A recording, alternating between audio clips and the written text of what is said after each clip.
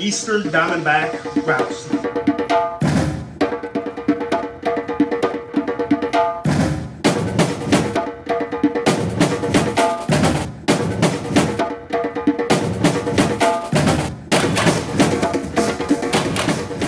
That right there is the world's largest venomous snake in America. What's up and welcome back everybody. We're here again today in my snake room. Today our video is going to be about the largest venomous snake in the United States. If you come over here, you'll check out my brand new Eastern Diamondback Rattlesnake. Now we have him temporarily in this vision cage for right now, but we actually have a 5-foot enclosure on the way for this bad boy. Now right here, this is actually a wild caught specimen that was actually rescued out of a residential neighborhood. I actually got this snake from a good friend of mine, Tyler Nolan. Now right now we're actually going to try to feed this Eastern Diamondback Rattlesnake. Now, I've only had him for about 2 days, but we're going to see if he wants to take a meal. He's a little bit on the thin side because he is wild caught. But a huge shout out to my buddy Tyler Nolan for hooking me up with this snake. This guy can actually eat rabbits and large rats. So this right here is a small rat, so it's kind of a little housewarming gift for our little guy right here. All right guys, so we're gonna let these rats sit for about 20 minutes. We'll see if the Eastern eats it. If not, we'll go ahead and take them out so that way they don't rot. But next, let's feed my other rattlesnake. This right here is an Arizona black-tailed rattlesnake. Now she hasn't ate in about a week and a half, so she's definitely due for a meal. And when you're working with venomous snakes, you always want a pair of nice long tongs. These tongs are about 3 foot long, and they're perfect for feeding venomous snakes like this. Now it does look like she's going into shed. Her eyes are a little bit blue. Ooh, look at that, she just missed. A little bit of aspen in her mouth. Like I was saying guys, she's going into shed. I can tell that from the milky blue color she has on her eyes. So she just bit it. That's good enough. We're gonna drop it right there. Whew, look at the fangs on her, man. So cool. This snake is native to Mexico, Arizona, places like that. What we're gonna do, we're gonna feed the black and white spitter next. You know the drill. When working with spitting cobras, always wear eye protection. You definitely want to use eye protection when working with spitting cobras. Now there's a few people in the comments telling me that they don't think spitting cobra venom could make you blind, but it sure as heck can. Now the chances of going blind aren't that good, especially if you wash it out very, very quick. But if you're out in the bush and you get venom in your eyes and you leave it in your eyes, it's gonna literally eat at the flesh in your eyes and it will cause permanent blindness. This is an extremely dangerous snake. He's also in shed. That's a cool thing about having so many snakes. They'll actually all go into shed at the same exact time. So let's see if he wants to. Yeah, you can see his eyes are milky blue. Now he's in feeding mode. Instead of just hissing and blowing at the mouse, he's gonna go straight for a strike. Watch that. This guy's gonna get about 2 adult mice. Tequila's gonna get 2 adult mice. The Indian cobra's gonna get 2 small rats. And this little guy, if he's hungry enough, he's gonna get 2 small rats as well. If he doesn't eat, we're more than likely gonna try to put him on some rabbits, because that is what Eastern Diamondbacks eat in the wild. They eat cotton rabbits, marsh rabbits, things like that. Okay, so now we're gonna feed the copperhead Miss Penny. Now, a lot of you guys commented the name Penny down below, so we went ahead, we named her that. And then another person says, hey, Tyler's copperhead is named Penny. Dude, I'm not. Now we both got a copperhead named Penny. Oh well. I really, really like that name, so guess what? We're not changing it. But those of you who know this copperhead know he is an absolute beast. So once he gets a smell of this, he should just tear it up. Ooh, good bite. He thinks he envenomated him. We're gonna drop him right there. That's all she wrote. All right, so what we did, we warmed up the other 2 rats. So we're gonna try to offer the Eastern a warmed up rat because these guys, they're not frozen, but they're still a little bit cold. What we're gonna do, we're gonna open this cage. After many, many technical difficulties, we're back. Let's get it on, Robert. Now we missed a really good strike, but that's okay. What we're gonna do, we're gonna try to see if we can get this Eastern to strike one more time on camera. You have to be very, very careful because an Eastern Diamondback like this can strike over 4 feet in length. Ooh. Ooh. Look at that. Perfect strike. He struck both rats. We're just going to leave them right there. So you guys can see the difference between heating up a rat under a heat lamp and not heating up a rat. Just because we put those rats under the heat lamp for about 1 minute convinced him to strike and eat. The next snake we're gonna feed, which is our most dangerous snake to feed, is Tika, our Indian cobra. Now these snakes smell through using their tongue. So they'll stick out their tongue and they'll actually pick up particles in the air. So what he's doing, he's literally tasting the air, and he can taste these rats inside of the air. We're gonna unlock this cage real fast. When he wants to eat, he's gonna come flying out of that cage. What we're gonna do, we're gonna get a big rat like so. Delicious little guy right here. That's water, that's not food. Over here, buddy. Look at this. The Indian cobra, one of the most beautiful cobra species in the whole entire world, is about to eat a rat. All right, Tika. Time for lunch. Look at that. Such a crazy snake. Give me that food. All right, what's the next snake we have to feed? So the black and white spinning cobra Oreo has already downed that mouse, so we're gonna go ahead and we're gonna give him one more. All right, I love this snake. You can hear him hissing. I don't have my goggles on, so I have to be very, very careful right now. Come on, buddy. Come on. Now he is in shed, so that's why he's acting a little bit weird today. What we're gonna do, we're gonna drop this rat right here. We don't wanna bother him too much. And if he doesn't come by and eat it, we'll just go ahead and feed it to Tequila. Okay, let's go ahead and give Tequila her second mouse of the day. All right, she's in shed, so we're just gonna put it right up to her nose. Look at that, nice and gentle. No reason to waste any venom if you don't need to, right? All right, and I really want to show you guys this horned viper again. Now, it turns out when me and Robert unboxed this little guy and we're filming him, he was deep in shed. He was actually in his last day of shed. The next morning, I came into his enclosure, and this was his shed. He dropped the absolute next day. So I need to show you guys this horned viper one more time.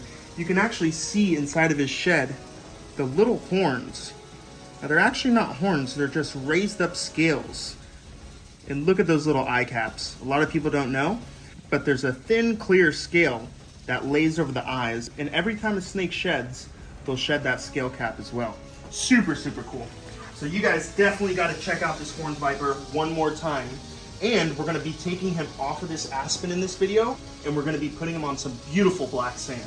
We're going to throw him in another bin for 2 seconds, and we're going to change out his substrate. Now these little guys are from the Middle East. So you'll find them in Afghanistan, you'll find them in Syria, Jordan, countries like that. So we want to be very, very gentle because this guy is so small. We just want to pick him up on that first third, make sure he's balanced. All right, I'm very sorry guys. We've been trying to film over and over and over. We've been having a lot of technical difficulties. The phone stopped filming right when we pulled the field horned viper out. But look at the colors on him now. He's so much lighter than he was before. And when we put him on this black sand, he's gonna pop even more. So check this stuff out. I just went ahead, I went to Wild Cargo, and I got this black sand that's made for reptiles. It's actually this sort of pro-calcium sand. So it's actually really, really good for reptiles. They can digest it, they can get it in their water, all kinds of stuff like that. So we're gonna fill this bin up about 1 inch full of sand, and this is going to be really good for when the snake defecates because this absorbs moisture like crazy. So it's kind of like cat litter for snakes. So cleaning his enclosure is going to be super, super easy. Let's get into that now. His colors are going to be honestly phenomenal with this sand. This stuff, they had all different colors. They had pink sand, blue sand, normal gray stuff. But I figured since his color is a beige, almost whitish color, we're going to want to put him on a color that contrasts well with him, and that would be this right here. That looks so good, I'm not even going to lie. He's going to be popping now, man. Ooh, he is going to be popping. I'll tell you what, let's just use a whole bag. Why not? No reason in saving half a bag. You have to take off these little labels. That right there, Florida Fish and Wildlife can't give me a violation. And scientific name I can't pronounce. Boom, good to go. We're gonna place that water bowl right there in the corner. We're gonna place this little hide. Look at that. Now, like I was saying, where these guys are native to is a very, very desert range over in the Middle East. And this viper is known for moving like a sidewinder. Now, that technique is only used for snakes that live in the sand habitat. Woo, this is gonna be awesome. I can't wait to get him here. Let me get my little hook. This size hook is perfect for working with little snakes like this. Come here, Batty. Guys, look at the contrast now. This is just insane. Whew. This color absolutely pops on that. Now, since his color is the same color, this aspen bedding it's really hard to get a good look at him. But look at his horns now. Kind of looks like a Sidewinder, but when he gets bigger, his horns are going to be a lot bigger. Whew. Such a cool snake. Have a look at that. The Field's Horned Viper. You know what? Now that this guy's out right now, let's see if we can get him a little snack. Let's see if he wants a little pinky. Now these guys are mainly lizard eaters in the wild. So they're gonna eat small rodents in the wild. They're gonna eat a lot of reptiles, a lot of lizards. They're gonna eat small birds and things like that. Now I don't know whether the facility before who had him last, if they had him on lizards or if they had him on rodents, but we definitely want to try to get him on rodents because it's a lot easier and a lot safer than feeding him wild-caught lizards. Doesn't look like he's in the mood to eat, but he has been eating because he did defecate right when I got him. And look at his colors on that sand, dude. So beautiful, so much better than keeping him on Aspen. He's gonna love this right here. Put him a little snack in there, and let's check out the baby monocle cobra. Notice guys, all of my snakes are going into shed at the exact same time, but this guy never misses a meal. So let's see. Ooh, he smells it. Come on, Bucky. This right here is a sunset albino monocle cobra. Now we can tell he's a sunset albino from all the orange on his body. A regular albino wouldn't have so much orange. He's gonna slowly grab it. Look at that. Look at that. Such a little tank. Now while he's eating that, let's go feed the crocs. Uh-oh, the Nile knows. The Nile knows. He's a little beast. Come on, up here. Up here. I love when he gets up on his hide. Up here, buddy.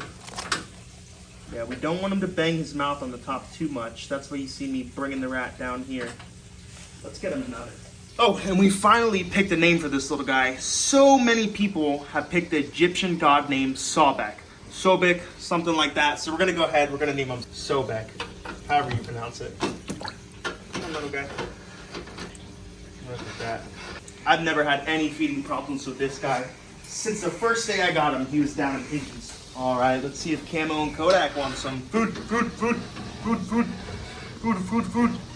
We're gonna feed Camo first because he is a little bit more likely to eat food. All right, Camo has one in his mouth. And you guys know he loves to hold on to them for a long time. We're gonna give our last pinky right here, and we're gonna see if Kodak wants some. Now Kodak never eats on camera. He usually just eats his crickets in the middle of the night, but uh-oh, come on, buddy. Food. And he's not in the mood. So what we're gonna do, we're gonna give this extra right to the Nile crocodile. Let's see if we can get the little Nile to do a little exercise drill. Come on, buddy. We need you to work for your food. Food.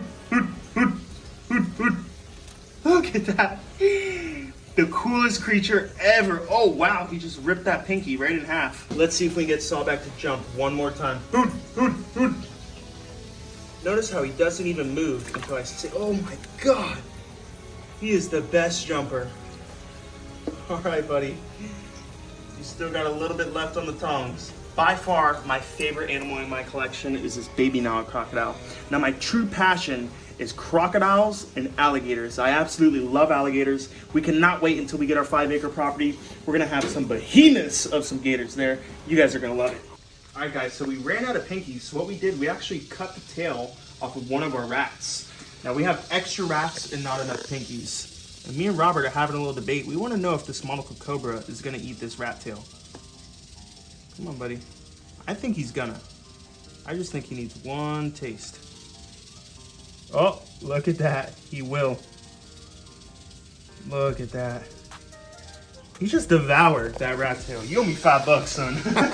Now you guys can see our brand new Eastern Diamondback Rattlesnake hasn't touched those rats. So we'll wait about 1 more hour and then we'll go ahead and Tika will have no problem devouring those rats. But if you guys look, he has 11 buttons on that rattle. Now each time a rattlesnake sheds, he'll add 1 button to the end of his rattle. Now a lot of people say you can tell the age from looking at the buttons on the rattle. Now that is not true because a snake can break off his rattle at any time. This snake is anywhere from 5 to 10 years old. Now Eastern Diamondbacks will live a very, very long time, anywhere from 15 to 20 years. but this guy is an absolute beast. I can't wait to pump him full of rabbits and rats and get him absolutely huge.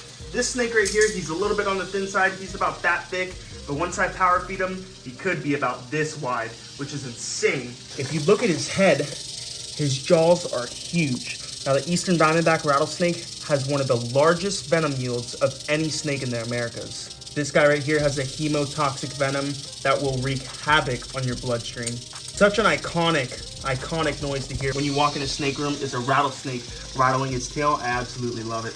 Eastern Diamondback Rattlesnake. And that right there is the world's largest venomous snake in America.